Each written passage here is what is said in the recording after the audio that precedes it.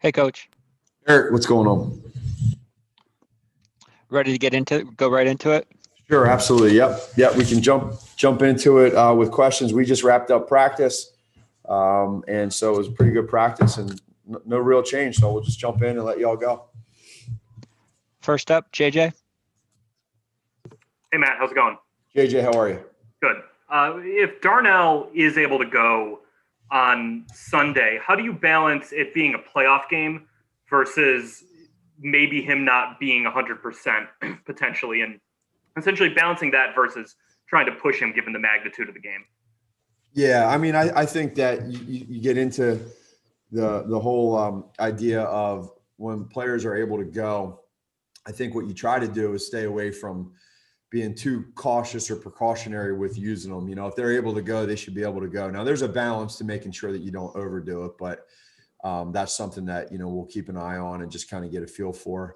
And I just feel like for every player, when you start getting into these injuries, you start saying, okay, how productive are they, with that injury versus when they didn't have it? And then you got to figure out, where that goes and how you use them. So there is a little bit of a question there, but we'll know more as we go throughout the week for sure. Larry Mayer. Hey, Matt, I think the Superdome is widely considered one of the loudest stadiums in the league. And with only, I think they said that something like no more than 3,000 fans, what kind of adjustments would you have had to make in a normal situation? And how much can you treat this like a regular, any game, any home game or any other facility that you play in? Yeah, the biggest thing is I've been to pretty much every stadium in the NFL, and when you talk about the advantage that they have being inside, it gets really, really loud. So when you're an opponent and you're on offense, that's where you get a disadvantage because they can be so loud and it's hard. It's hard to communicate, but that's nowhere right now across the league. So it is certainly a different year. It takes that advantage, that home field advantage away, what it would normally be for any of these home teams. So I think it's probably, for most teams, it's going to be what it's been all year long, which is not many people in these stands, or at least not enough to affect your game planning. Pat Finley. Hey, Matt, since your last playoff appearance and the way that it ended, how eager have you been to get back? And do you have to tune any of that out or calm yourself down entering into the game Sunday? Yeah, I was just talking to one of the coaches out there before practice, and we were talking about, when it stinks when you're at home watching these games in the playoffs. And, some people, they're the ones that say, I can't watch it. It just makes me sick and all that. And I'm not like that. I watch it, and I just don't want to watch it because I want to be there. So last year when we weren't in there, it wasn't any fun, and it just, you feel like you're missing out on a party. So we want to be a part of that party, and we have a chance right now. And so now you got to be able to educate your players, educate your coaches on how you go about the week. Do things change in some aspects just because of it is a playoff game? A little bit, but not a lot. And so you just educate them on what goes on and how, I've always learned. And then when I was a part of it, being a part of the playoff games I've been in, the speed and the tempo of the game, everything is a little bit faster. And so for these guys that have never been in a playoff game, it just is. So we're trying to explain that to them, which means practice has to be faster too. So we've done that. Kevin Fishbane. Hey, Matt, it seemed like last week your guys were very locked in, very confident, had a lot of juice going into that game against the Packers. What buttons have you had to push this week to kind of reset? I know you talked Monday, Tuesday. You wanted to see how they work Tuesday. Now that you've had two practices in, what's it been like for you to kind of get them back in that mode? Yeah, they're back. You know what? They're back, Kevin, from really Monday. I think I talked to y'all on Monday morning, and what I was getting the vibe and the feedback was that, they were ready right away for the Saints. There was not a lot of time spent on Green Bay for those guys. And usually we spend more time on Tuesday together via Zoom on our prior opponent. And we really did not spend a whole lot of time on that. We moved on. And so that enabled them to move past our last game and start the new season. So their mentality has been really, really good. This is where the players, they have to be able to show the way they practice, the way they meet, that things, again, are just as important as they've always been. Things are going to be a little bit faster, but this is where you rely on your vets to step up and practice and really just understand the importance of this game, win or go home. Dan Wiederer.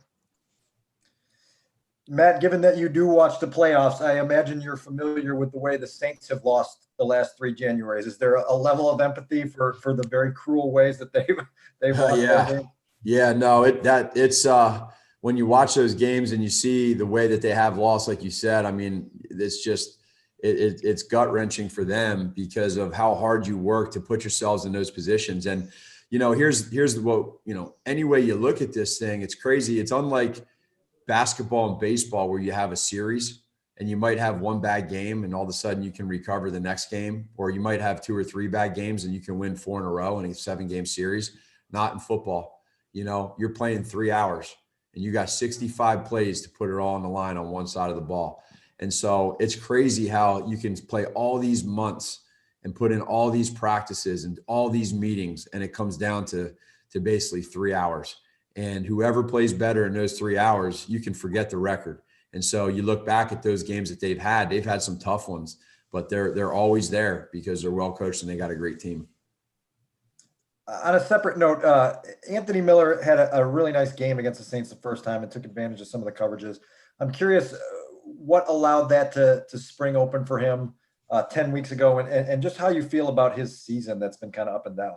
Yeah, no, he has had an up and down season, but a lot of that, it's not really because of him as much as it is, I think, as you guys know, just trying to get different people involved in this offense. You saw Cole Kmet, for instance, didn't have a whole lot early on in the first quarter of the season, slowly started getting more and more. Well, there's only one football. And so some guys are going to have good games and others might not have as much production. You look at a guy like A-Rob last week, only had a few targets, didn't have a real big game, but you have a guy like Mooney that has double-digit catches. It's just sometimes the way it goes. In that game against the Saints, we had some opportunities to be able to use them, and then he made the most of it. So I'm liking the way that he's practicing. I'm liking his mentality. Anthony Miller practices really hard, and so this will be a big week for him to continue to keep doing what he's doing. Mike Berman.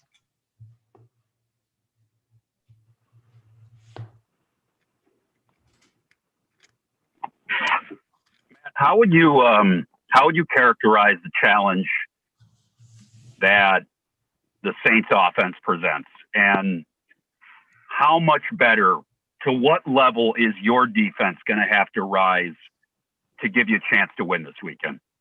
Yeah, well, it's obviously a huge part of this game. You have a head coach that's been working with a quarterback for a long time. You have a quarterback that's been working with these guys, these skill players for a pretty long time. And so you see schematically the challenge that they present with the different things that they do, whether it's tempo or whether it's the personnel switches, getting the ball out, taking shots, being able to do different things there. That's a big challenge. And what they try to do is keep you on your heels and dictate the tempo and dictate what's going to happen each and every play. So for us, I think it's important that we just continue to just stay calm, cool, and collected, throughout the game. You're also talking with a team, Mike, that has a lot of playoff experience across the board, and that's an advantage for them going into that. But we just got to make sure defensively that we do everything we can to try to get takeaways, play smart football, and then play together, play fast, run around, have fun, cut it loose. And I think when we do that, we're a pretty good defense. 2 more for Coach. Pat. Matt, you're the biggest underdog of the weekend. Have you let your guys know that? And is there any element, is there a nobody believes in us element that you can pull on this week?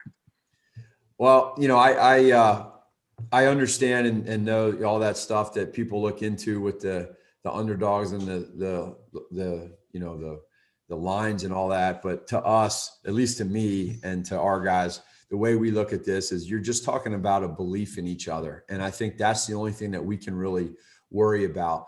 Our record is 8-8. They have their own record. They have their own success and their own history. And so, that's why that is what it is. And for us losing this past week, et cetera, each person, every player, every coach has their own type of motivation. For us, I really believe that it just comes down to one thing: belief in each other. And when you believe in each other, whether that's the coaches to the players and vice versa, great things can happen in those 3 hours. And so that's the only thing, honestly, that I worry about. And I understand all that other stuff and how that goes. I get it. But I just totally believe in our team. Last one, Kevin.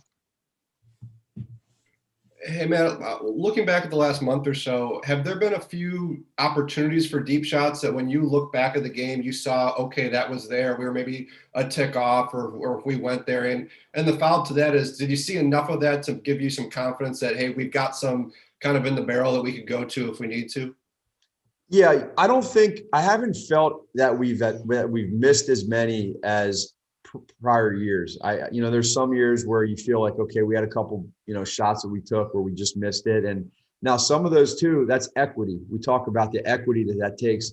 You can't just be throwing 8 to 10 to 12-yard passes. You have to be able to stretch the field vertically. And we keep a keen eye on that. If we're not, that's not fair to our players. So if we feel like there's an opportunity for us to do it, whether it's through a scheme or through a matchup with a player, then we're going to do that. And that's the mentality that we said from week one. I think early on in the year, I don't know where we're at right now, but I think for most of the year, we were taking a fair amount of shots. And some teams, some games, they're just not going to let you take shots. Some teams and defenses are built that way. But we're always looking to be able to do what we can so that we can stretch the field, because that ultimately is going to help our run game the most as well. Thanks, Coach. We're all set. Okay, everybody take care.